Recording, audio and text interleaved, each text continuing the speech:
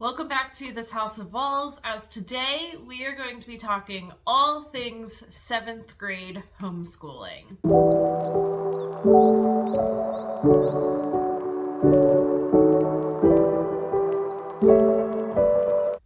I am so excited to share everything that we have planned for 7th grade for this coming school year for the 2023-2024 school year. If you watched my 3rd grade curriculum pick video, this is very similar. But if you didn't, then you will see all of it here. We are changing how we are doing some of our schoolwork so that we can make sure that the main things that we want to complete every day are getting completed and that there's time to do it. I know in our school, our morning chunk of learning is when we get our best learning done. And sometimes the afternoon we have things going on or we're just tired. And so those things don't get done as often. So I have recently changed around our day-to-day schedule so that we can make sure to hit those big important chunks. So last week, if you follow me on Instagram or if you saw my 3rd grade pick bit video, I went through and figured out what was the most important things that we finish every day. So we are calling our daily 6. And these are the 6 main things that we want to try to accomplish during that day. And then we have a pile of extras that if we have downtime in the morning, or if we are driving to a field trip, or we come back into the schoolroom during the afternoon, we can get those done. They are more individual based work. So that is how we are doing it now. This is our first week using that kind of setup, and it's working really well. And so I'm hoping that it will transition easily into schoolwork for next year. So to get started, we are making a big change to language arts. My going to be 7th grader asked for something a little bit different, and so I am going to be offering that in the form of the Good and the Beautiful Language Arts. He is going to be using course book 6, just because this is a totally new to us curriculum. We have never used it before, and the Good and the Beautiful tends to be a grade level ahead. And so I think that this will be perfect for him. I will link above if you are interested in seeing how we have made this curriculum work for our secular family and how I have adjusted it. So he has the main course book. There is a reader. I have already gotten rid of the reader. It has a ton of very religious stories in it, and that's fine. That just doesn't work for our homeschool. I have kept this book that I will encourage him to read, and we will see if he will. I have the answer key, which will be helpful for me. This year he is going to be doing pastels. So I do have this. I did accidentally write my other son's name on it already, so I had to figure out how to do that and get rid of that and edit that. And then I do have a little composition book for him. There is vocabulary, spelling, and dictation sentences, so I figure he will be able to write those in here. So that is our main language arts. Moving on to math, we are currently doing the Good and the Beautiful Math Level 5. He will not be done with this by the end of our school year, so we are going to continue. We are in Unit 2, so hopefully he can finish the first half of this before the end of our school year, and then he'll just move into the second half. I only have the first half bound because I didn't have coils big enough for all of it since I printed it at home. He does like it. He likes the video lessons. There are some parts of it that are a little religious, But overall, for the math work itself, there is no religion involved with it. So that works for our family. He is liking it. He is doing well with it. So we are going to continue with this. All right, so that is our first 2 of our daily 6. The next is reading. We do reading pretty loosely in our house. I try to encourage my kids to pick up books, and that doesn't always happen. So definitely during school time, I really encourage them to pick up a book. So for my soon-to-be 7th grader, that is pick up the book that you have picked from your pile of books and read for 20 minutes. He does have a reading log that he uses when he is done with his book, but that is it. So I do have a stack of books here that maybe we will use next year. Some of these are on his list still for this year, so we'll see what he can get to before our school year is done. But we have My Side of the Mountain, Artemis Fowl, The Giver, A Long Walk to Water, and this one looked really cool. It's called Explorer Academy. This is the first of 7, and every book they go to a different continent and explore different things in it. So it has a little bit of geography, like a mystery, and kind of them having to figure stuff out. So I thought that sounded good for him to read. Our next subject is history. This is by far one of my kids' favorite subjects, and that is because we use History Quest. We are going to be doing the United States book, which covers history and civics, which I love. So he is technically too old for this curriculum. I don't believe that. He gets so much even this year from this book. This is our read aloud. I have a separate notebook that I use for all of my kind of pages. And then he is going to have his own little History Quest notebook. And this is where if we are doing map work, he can just glue that in here. If he has copy work, he can glue that in here. Any kind of extra things we can put into here and use this as kind of an interactive notebook. With using this curriculum, we have so many wonderful conversations that I can stop while I'm doing the read aloud, and we can kind of take things a little bit deeper and explain why and everything like that. So we are absolutely going to continue on with History Quest. All right, next is science. So we are going to try Science Fusion. I do have a video that I will link below giving kind of a flip through of Science Fusion. This is the 7th grade workbook. It is set up as kind of a work text. It is massive.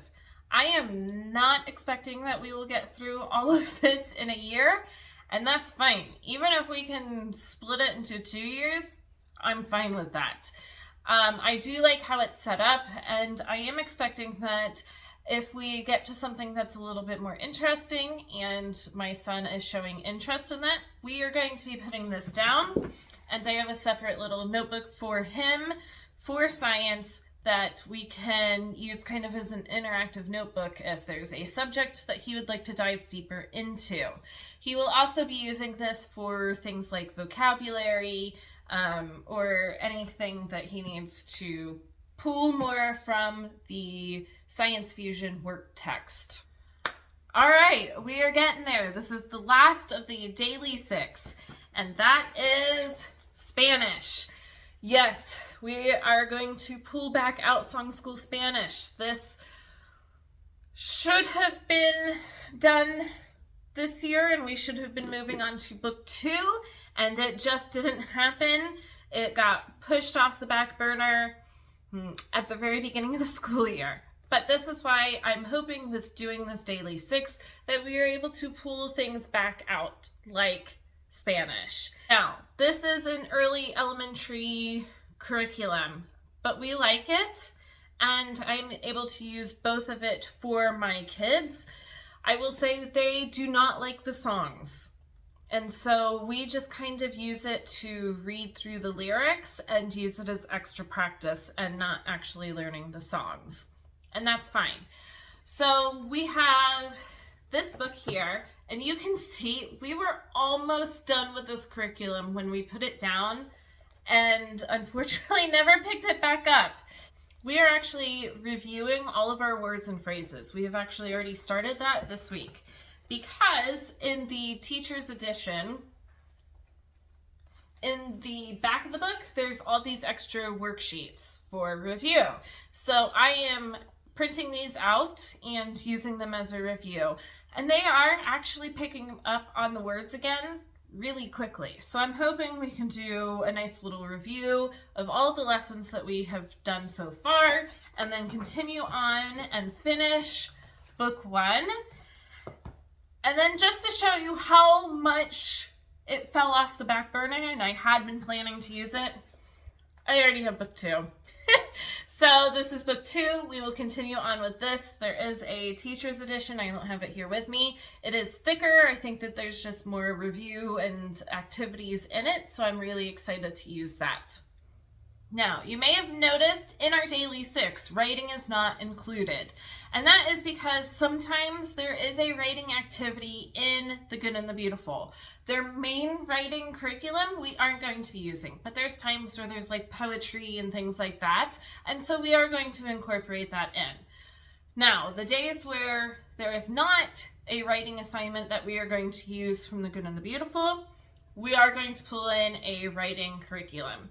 And so he is working through IEW Structure and Style 1B.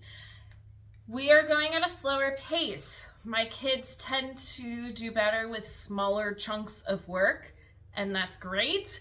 But some of the videos that go along with this can be 45, 50 minutes long, and that's just too long. So I go through and pick out kind of 15 to 20 minute chunks, and that's what he watches. And we are going much slower through this, but that's perfect, and he is loving it, and his writing is excelling. We will be about halfway through this at the end of our school year, and so he will continue on with this next year, and when he's done, I will get 2B and he will continue with that. And then just for some extra little writing, I do have Evan Moore Real World Writing. So this, he can do things like journaling, billboard, email message, family tree, blog post, place directions, fundraising letter, video game, and restaurant review. So it just gets him writing in a totally different way, and I think that he'll really like doing some of these. Also has a little creative writing journal. This is from Intentional Homeschooling, and he uses this year, but he won't be done with all of the little journal prompts, as you can see. And so I'm planning to carry this over into next year, and whenever he finishes it, I'll find something similar and he can use that. The little book that I picked up for him, which I think is kind of really cool, is this Q&A book. It has a question a day for 3 years, and so he will just open up to the day, and on year 1, he'll answer the question, then on year 2, he'll go back and answer the question, and on year 3, he'll go back and answer the question. So I thought this was really fun to just see his growth and how he changes as he is answering the questions for 3 years. It has this little time capsule book, and I think that this is a great way to draw or have a little bit of extra writing and just some little creativity pages on here. Now, because we are doing U.S. history for our history this year, we are going to be doing U.S. geography. So this is a workbook. I did print it new, but I got this a couple years ago. We were trying to do U.S. geography, but then we changed up all of our history and everything, and so we put that aside, but I have reprinted it and we are going to use it for this year. So in here is a blank US map, and I just got this for free on Teachers Pay Teachers. I will try to link it below. Then I have quite a few pages here where it's just the US regions, and this is what we are going to base off how we are going to learn the states so that they can see the groupings of each state and kind of make more sense than alphabetical. Actual state pages themselves are from the Crafty Classroom, and so this is the setup of it. We can study the flag. We can map anything in the state like rivers or mountains or the capital. We can color it in on the US map and then fill in this extra information down here. So we really like this setup, and I think that this will help them learn the states and hopefully maybe the capitals as well. So my soon-to-be 7th grader doesn't actually have like a formal handwriting curriculum, but it is something that I want him to continue practicing. So this year he is doing this cursive handwriting workbook for teens. He will not finish this for this school year, and so we will just carry this over and he can finish it next year, and then I'll get him something similar that he can use to practice his handwriting. Another thing that he will not be finishing this year is Daily Word Ladders by Scholastic. We love this. We definitely go at a much slower pace. I don't think that's updated. We haven't moved the paperclip for a while, but we love it, and so we will carry it into next year, and if he finishes it early, I might try to find something else like this. Unfortunately, this is the last book for the Scholastic series. All right, I think we are down to our last thing. I can't believe it. So this is a logic workbook that I got for him. He has done logic this year, but it's kind of I don't know. We haven't been super impressed with the workbook, and that's fine. He'll finish it out this year, but I did get him this one.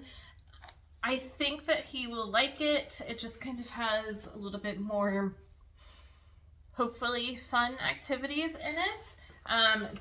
There's this, unfortunately, this whole book is not filled with logic activities. A lot of it is the answer key. So again, if he finishes this early in the school year, I'll get him another similar logic book, but I think that he'll really like this.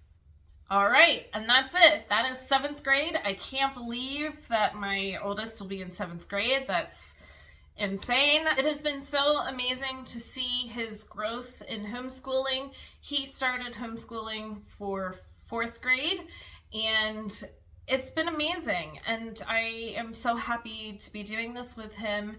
So thank you for watching.